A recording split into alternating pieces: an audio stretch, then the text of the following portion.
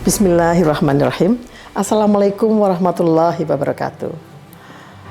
Mekatur merupakan Biro Umroh Haji Khusus berpengalaman di mana kami telah memberangkatkan ribuan jamaah, baik umroh maupun haji. Mekatur dan Lizara menghadirkan layanan berkualitas dan bertekad untuk terus menjadi travel haji dan umroh yang teramanah dengan sistem akuntabilitas, terpercaya dan sehat. Didukung dengan tim yang berakhlakul karimah, profesional dan solid, kami siap melayani para tamu Allah dengan pelayanan yang prima dan dengan sepenuh hati. Dan pastinya dengan pembimbing dan mutawif yang berpengalaman dan profesional. Mekatur dan Lizara selalu berkomitmen penuh dengan pelayanan terbaik, berlandaskan syariat Islam dengan menyediakan fasilitas premium, terpercaya dan terjangkau, berupa hotel yang dekat dengan Baitullah, kemudian jadwal penerbangan yang pasti, manasik di gedung sendiri, dan kami juga terdaftar di Kemenak, bersertifikat IATA, dan pasti tergabung dalam asosiasi terbesar di Indonesia, yaitu Asosiasi Ampuri. Mekatur terus berkomitmen untuk memberikan kajian edukasi serta tayangan-tayangan Islami dengan syiar dakwah kami melalui media podcast kami, dan dengan dukungan pastinya brand ambassador kami. Kami juga mengucapkan terima kasih dan apresiasi yang tinggi kepada pihak-pihak yang selalu membantu program CSR kami. Pastinya kami terus berinovasi untuk jamaah Mekatur. Untuk itu, silakan bergabung bersama kami. Mitra terpercaya Anda beribadah. Billahi taufiq wal hidayah. Wassalamualaikum warahmatullahi wabarakatuh. Assalamualaikum warahmatullahi wabarakatuh. Alhamdulillahi rabbil alamin. Nahmaduhu wa nasta'inuhu wa nastaghfiruh. Wa na'udzu billahi min syururi anfusina wa min sayyiati a'malina. May yahdihillahu fala mudhillalah wa may yudlil fala hadiyalah. Asyhadu an la ilaha illallah wa asyhadu anna Muhammadar Rasulullah. Amma ba'd. Sahabat Mekatur dimanapun Anda berada, bersyukur kita pada kesempatan kali ini atas kasih sayang dan belas asih dari Allah Subhanahu wa Ta'ala. Kita dapat hadir bersama-sama dalam kajian yang diselenggarakan, dipersembahkan secara khusus oleh Mekatur. Pada kesempatan kali ini, kajian Riyadhus Shalihin pada episode terakhir Babus Sabr. Ada beberapa hadis yang akan kita rampungkan pada segmen kali ini. Sahabat Mekatur, tentu saya berharap mudah-mudahan sahabat Mekatur dimanapun Anda berada dalam keadaan sehat walafiat bersama orang-orang tersayang, sehingga dapat melanjutkan aktivitas menjalankan ibadah sesuai dengan kehendak Allah Subhanahu wa Ta'ala. Hadis yang ke-51 di dalam kitab Riyadhus Shalihin yang disusun oleh Imam Nawawi, wa an Ibnu Mas'ud radhiyallahu anhu, dari Ibnu Mas'ud. Ibnu Mas'ud nama sebenarnya adalah Abdullah bin Mas'ud. Bersama dengan Abdullah bin Umar, Abdullah bin Abbas, Ibnu Mas'ud ini menjadi sahabat Nabi Muhammad sallallahu alaihi wasallam yang prominent, menjadi rujukan dan referensi pada saat Rasulullah sallallahu alaihi wasallam. Kata beliau, anna Rasulullah sallallahu alaihi wasallam qala, bahwasanya Rasulullah sallallahu alaihi wasallam bersabda. Sahabat Mekatur, berhenti sejenak dari aktivitas, mari sama-sama kita dengarkan apa sabda Rasulullah sallallahu alaihi wasallam sebagaimana yang diceritakan oleh Ibnu Mas'ud berikut ini. Kata Nabi, innaha satakunu ba'di atharatun. Sesungguhnya akan terjadi nanti selepas eraku, selepas kepergianku, akan terjadi nanti selepasku dan selepas kepergianku atharatun, Atharatun ini adalah ithar, mendahulukan. Artinya ego, artinya keakuan. Akan terjadi keakuan nanti selepas aku, kata baginda. Akan terjadi sifat egoisme selepas aku. Wa umurun, dan banyak hal perkara lain, tunkirunaha, yang kalian ingkari. Sahabat Mekatur, dalam hadis ini Rasulullah Shallallahu Alaihi Wasallam memberi signal bahwa selepas kewafatan Nabi nanti akan ada banyak hal-hal yang aneh, akan terjadi hal-hal yang tidak normal. Sesuatu yang di era Nabi itu dianggap sebagai sesuatu yang aib, yang tidak pantas. Tetapi selepas kewafatan Nabi, hal-hal ini kemudian menjadi hal lumrah, menjadi hal yang biasa. Sesuatu yang di era kenabian dianggap sebagai sesuatu yang tidak pantas, tapi kemudian selepas kewafatan Nabi dianggap sebagai sesuatu yang lumrah. Dan itu, apa salah satunya adalah atharatun. Atharatun adalah pada saat seseorang lebih mementingkan dirinya daripada orang lain. Ketika seseorang hanya berpikir tentang dirinya dan melupakan orang lain. Termasuk pada saat seseorang menikmati sesuatu hanya untuk dirinya, meskipun dengan cara mengambil hak orang lain. Qalu, maka kemudian sahabat bertanya, ya Rasulullah, wahai baginda Nabi, wahai utusan Allah, famadza ta'muruna, pada saat kondisi seperti itu, pada saat seseorang menikmati kebahagiaan dengan mengambil hak orang lain, pada saat seseorang telah dikalahkan oleh ego sendiri dengan mengetepikan kepentingan-kepentingan bersama, pada saat itu, wahai Rasulullah, apa yang kau perintahkan kepada kami? Qala, maka kemudian Nabi menjawab dalam sabdanya, tu'addunal haqqal ladzi 'alaikum, yang harus kamu lakukan adalah laksanakan kewajibanmu, kerjakan tanggung jawabmu, jalankan apa yang sudah menjadi tugasmu. Sahabat, Nabi Muhammad sallallahu alaihi wasallam memberikan resep keselamatan pada saat mayoritas orang berpikir tentang dirinya.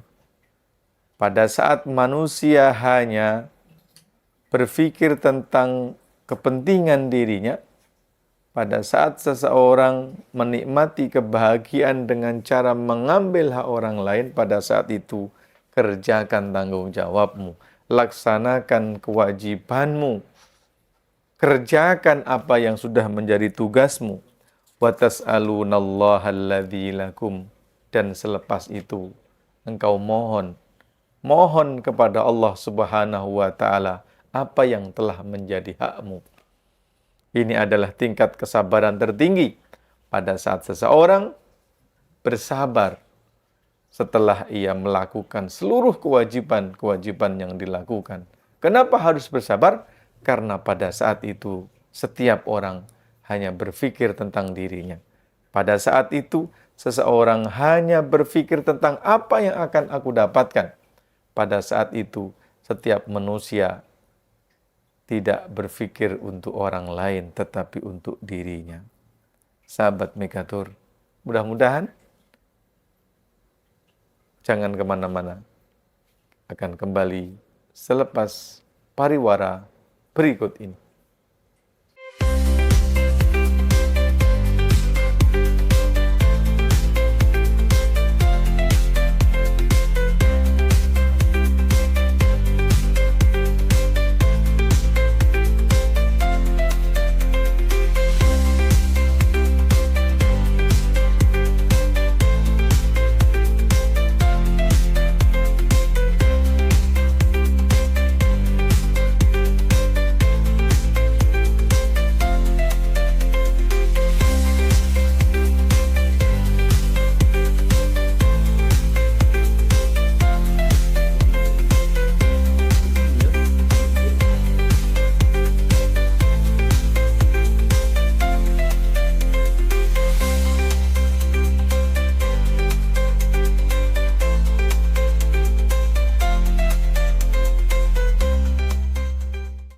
Kembali lagi bersama saya Muhammad Khairin dalam kajian Riyadhus Shalihin yang dipersembahkan secara khusus untuk sahabat semuanya, Megatur, umroh, haji, dan travel pilihan Anda semuanya.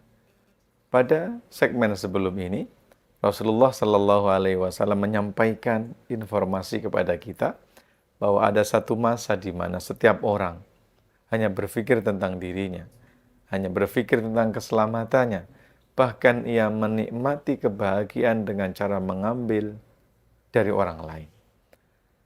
Dalam situasi seperti itu, kata Rasulullah Shallallahu Alaihi Wasallam, yang harus kalian lakukan, kata Nabi, adalah fokus untuk melaksanakan tugas, kewajiban, dan tanggung jawab yang harus dilakukan. Pada saat itu, setelah semua tugas, kewajiban, dan tanggung jawab dilakukan, serahkan kepada Allah Subhanahu wa Ta'ala. Sebab boleh jadi opsi yang disampaikan oleh Nabi jauh lebih selamat pada saat kita berharap balasan, kompensasi, apresiasi dari orang lain. Justru mungkin yang akan kita dapatkan adalah kekecewaan. Sebab pada saat itu orang sudah sangat egois dan sudah sangat selfish. Hadis selanjutnya sahabat Megatur, Wan Abi Yahya Usaid bin Khudair. Dari Abi Yahya Usaid bin Khudair radhiyallahu anhu. Anna rajulan minal ansari qala, kata Abi Yahya, ada salah seorang dari kalangan Ansar. Sahabat Nabi Muhammad sallallahu alaihi wasallam dari kalangan Ansar pernah bertanya kepada Rasulullah. Dalam tanda kutip pernah protes kepada Nabi. Ya Rasulullah, wahai baginda utusan Allah. Allah tasta'miluni, kenapa engkau tidak mengangkatku untuk engkau jadikan sebagai pegawai? Kama sta'amalta fulanan, sebagaimana engkau telah mengangkat dan melantik fulan. Wahai baginda, sebagaimana engkau telah melantik fulan menjadi pegawaimu, kenapa engkau tidak mengangkat aku sebagai pegawaimu pula? Faqala, maka pada saat itu Nabi Muhammad sallallahu alaihi wasallam menjawab dalam sabdanya, innakum, sesungguhnya kalian, satalqauna ba'di, akan berjumpa, akan bertemu setelah aku nanti, kalian akan menemui atharotan, sikap keakuan, sikap egois, sikap selfish. Seolah-olah Nabi Muhammad sallallahu alaihi wasallam, kenapa kamu hanya berpikir tentang dirimu? Kalau aku melantik fulan sebagai pegawaiku, ketika aku mengangkat fulan untuk membantu pekerjaanku, tentu karena pertimbangan-pertimbangan yang matang. Seolah-olah memberi jawaban seperti itu sahabat Megatur. Sekalian setelahku nanti akan menjumpai sikap-sikap ego, sikap selfish, hanya mementingkan diri sendiri. Fasbiru, maka pada saat itu sabarlah kalian semuanya. Hatta talqauni alal haudi, sampailah nanti kalian akan ketemu di dalam situ, ya, haud, telaga pada hari kiamat nanti. Seolah-olah Nabi Muhammad sallallahu alaihi wasallam menekankan dengan berkali-kali tentang kesabaran. Sabarlah, sabarlah, sabarlah. Sahabat Megatur, hadis terakhir dalam segmen kali ini pada bab as-sabr. Hadis diriwayatkan oleh Abi Ibrahim Abdillah bin Aufa, salah seorang sahabat yang bernama Abdullah bin Abi Aufa, yang mendapatkan gelaran sebagai Abi Ibrahim. Kata beliau menceritakan anna Rasulullah sallallahu alaihi wasallam, bahwa sejatinya Rasulullah sallallahu alaihi wasallam fi ba'di ayyamihi, pada beberapa hari yang ia lewati, allati laqiya fihal adu, di beberapa hari di mana Rasulullah sallallahu alaihi wasallam bertemu dengan musuh di hari-hari tersebut. Intadhara, maka menunggu siapa Nabi, hatta idza malatis syamsu, sampailah kemudian ketika matahari telah condong Qama, Nabi kemudian berdiri fihim, di tengah-tengah para sahabat.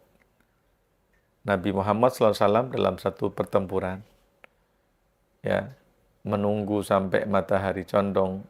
Setelah condong, Nabi berdiri dan kemudian berkata, Ya ayyuhan nas, wahai manusia, la tatamannau liqa'al adu.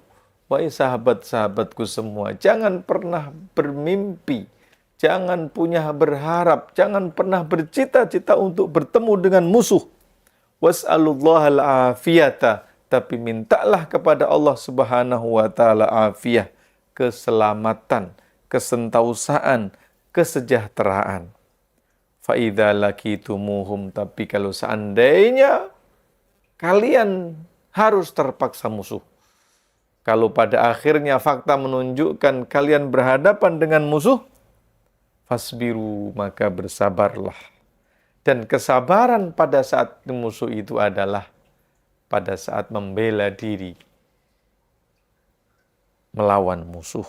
Jadi sabar pada saat melawan musuh bukan menyerahkan nyawa, bukan, tetapi melakukan perlawanan. Wa'lamu, dan ketahuilah wahai sahabat-sahabatku semuanya, annal jannata, sesungguhnya surga, tahta dhilalis syuyub, surga berada di bawah kilauan pedang.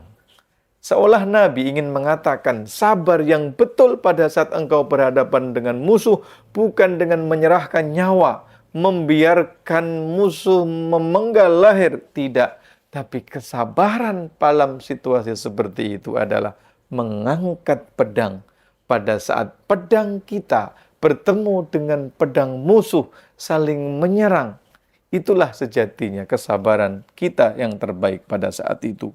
Kemudian dalam suasana seperti itu, Nabi bersabda, Allahumma munzilal kitab, ya Allah yang menurunkan kitab suci, wa mujriyas sahab, dan yang menjalankan awan, wa hazimal ahzab, dan yang meluluh lantahkan musuh-musuh, ahzimhum, tumbangkan mereka ya Allah musuh itu, tumbangkan mereka musuh itu ya Allah, wansurna, dan beri pertolongan kami alaihim, atas mereka, menangkan kami ya Allah.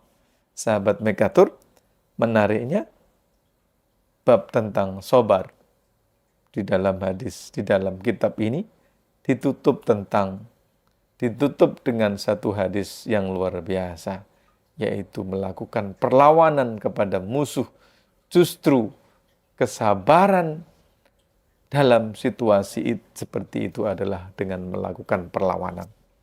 Sehingga wajar ketika kita mendengar orang yang menang bukan orang yang paling cepat, tetapi pemenang adalah orang yang bertahan. Pemenang bukan yang paling kuat, tetapi pemenang adalah orang yang memiliki ketahanan untuk bertahan. Dan itulah makna sabar dalam konteks peperangan. Sahabat Mekatur, kita berharap hadis-hadis yang kita baca di dalam bab sabar dapat kita hayati, kita renungi, dan kita implementasikan sebagai teman perjalanan kita menuju Allah Subhanahu wa Ta'ala. Kita akan kembali dalam segmen-segmen seterusnya. Terima kasih. Assalamualaikum warahmatullahi wabarakatuh. Kami menurut Jamaah.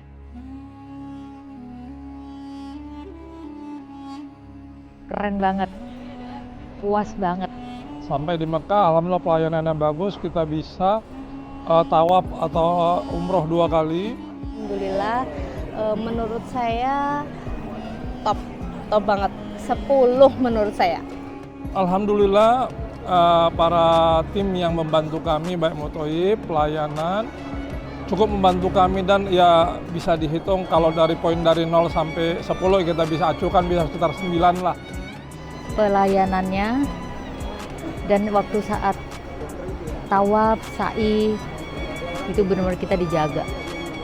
Itu yang utama. Yang awalnya Pak Esu kan agak takut itu ngelepas saya yang tapi kita sangat dijaga dengan pengaturan laki di pinggir itu sangat bagus banget. Buat Bu Anif, maju terus, tidak ada kata pantang mundur. Dan itu tadi seperti yang selalu saya bilang juga ke Bu Ani, top Marco top. Selalu saya ucapkan itu ke dia. Dari penjemputan kami yang dari stasiun, kemudian ke hotel, terus ke bandara, lalu ke Madinah, Mekah, dan lain-lainnya, itu sungguh sangat luar biasa. Semuanya sangat ini ya, untuk kita para jamaah tidak perlu bawain barang kayak gitu, karena semua sudah ada yang menghandle kita jalan tidak usah membawa barang-barang ya. Untuk hotel di sana juga alhamdulillah dekat dengan, di Madinah dekat dengan Masjid Nabawi, di Mekah dekat dengan Masjidil Haram, jadi untuk kita beribadah itu sangat nyaman, tidak membuat kita capek karena kita tujuan utamanya adalah beribadah di sana.